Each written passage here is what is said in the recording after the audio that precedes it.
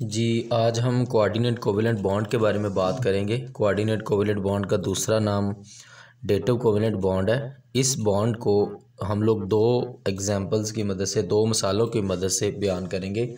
इस बॉन्ड को दो मिसालों की मदद से समझने की कोशिश करेंगे। पहले हम लोग मिसाल नंबर 1 देखेंगे। मिसाल नंबर जो 1 है इसको हम लोग पहले समझेंगे और उसके बाद जो मिसाल नंबर 2 है उसको समझेंगे, फिर हम लोग इसकी तारीफ़ पे आएंगे। जो मिसाल नंबर 1 है, पहले मैं आपको इसकी हेडिंग बता रहा हूँ, उसके बाद मैं आपको बताऊँगा कि आपने इसको लिखना कैसे। एग्जाम्पल नंबर 1 को, जो एग्जाम्पल नंबर 1 है, इसकी जो हेडिंग हमारे पास बनती है, किताब पे हेडिंग नहीं दी हुई, मैं आपको हेडिंग बता रहा हूँ, आपने ध्यान से सुनना है। H पॉजिटिव और NH3 के दरमियान रिएक्शन।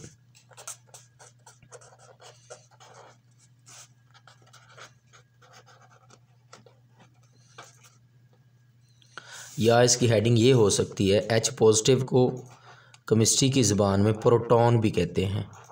प्रोटॉन और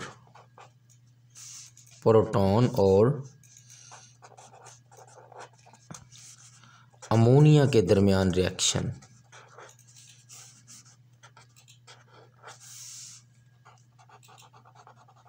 ये दोनों हेडिंग आप लोग लिख सकते हैं। और तीसरी इसकी जो हेडिंग बनती है वो है जी अमोनियम रेडिकल की तश्कील। अमोनियम रेडिकल की तश्कील। आप तीनों में से कोई भी हेडिंग याद कर सकते हैं, मैंने आपको तीनों बता दी हैं। जो आपको आसान लगती है आप लोग वो कर सकते हैं। अब H पॉजिटिव और NH3 के दरमियान में रिएक्शन किस तरह से होता है।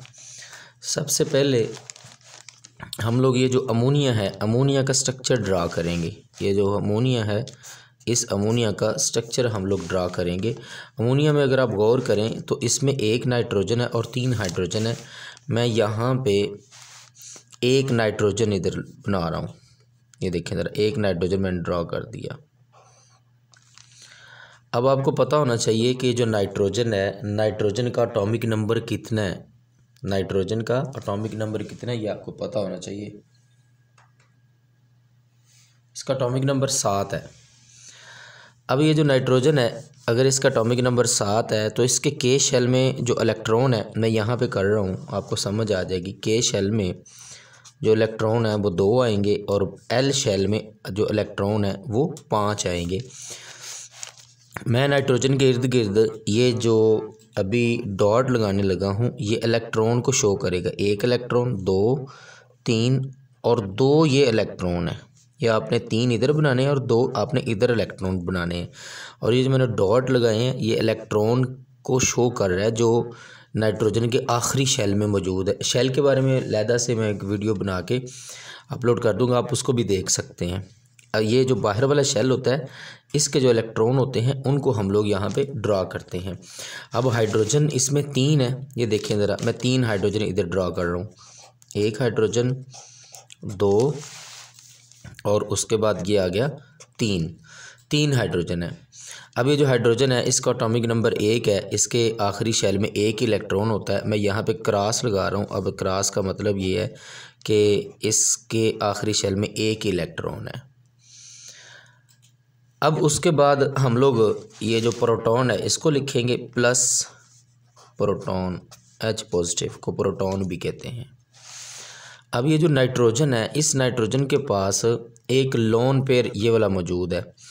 जब प्रोटॉन, ये बात अब आपने ध्यान से सुननी है, जब ये प्रोटॉन किसी ऐसे मॉलिक्यूल के पास जाता है जिसके पास एक लोन पेयर मौजूद होता है, तो वो अपना लोन पेयर इस प्रोटॉन को दे देता है। इस तरह दोनों के दरमियान में कोऑर्डिनेट कोवेलेंट बॉन्ड बन जाता है। अब देखिए ज़रा, जो आगे आपने स्टेप लिखना है, ये आपने स्ट्रक्चर लिख दिया दोनों का, आपने तीर का निशान नीचे की तरफ लगाना है और ये सारे का सारा स्ट्रक्चर आपने वैसे ही लिख देना है। सिर्फ आपने ब्रैकेट लगानी है और ब्रैकेट लगाने के बाद ऊपर आपने प्लस का निशान लगा देना है। अब देखें ज़रा, यहाँ पे मैं वैसे ही लिख रहा हूँ। नाइट्रोजन है, हाइड्रोजन है, ये हाइड्रोजन है, ये हाइड्रोजन है, ये इलेक्ट्रॉन है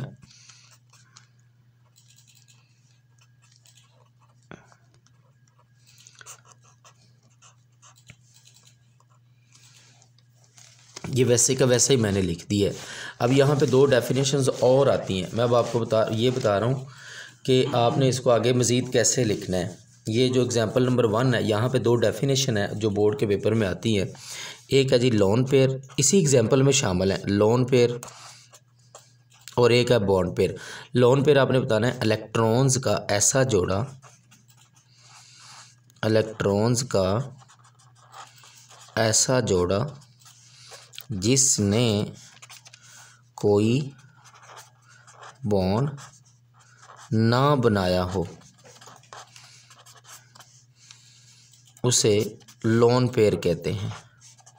ये बोर्ड के पेपर में कई दफ़ा आ चुकी है। अब बॉन्ड पेयर की आप लोग तारीफ़ क्या करेंगे वो मैं आपको बता देता हूँ। बॉन्ड पेयर क्या होता है?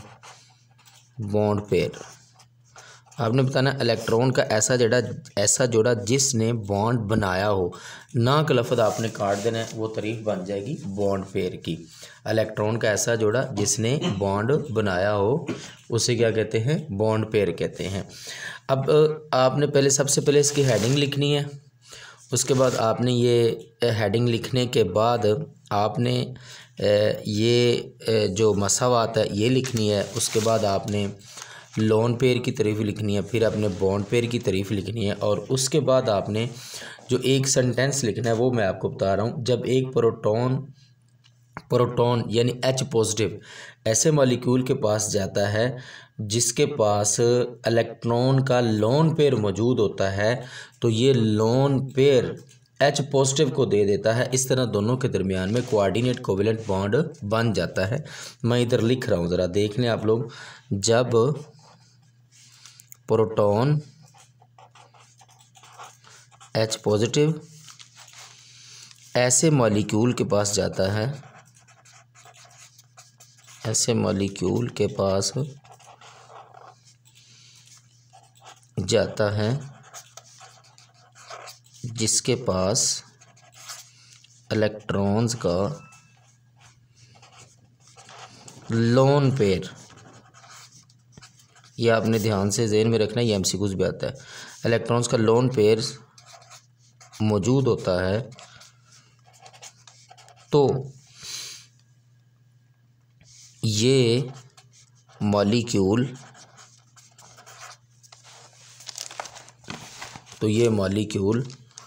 अपना लोन पेयर H पॉजिटिव को यानी प्रोटॉन को H पॉजिटिव को दे देता है। इस तरह दोनों के दरमियान कोऑर्डिनेट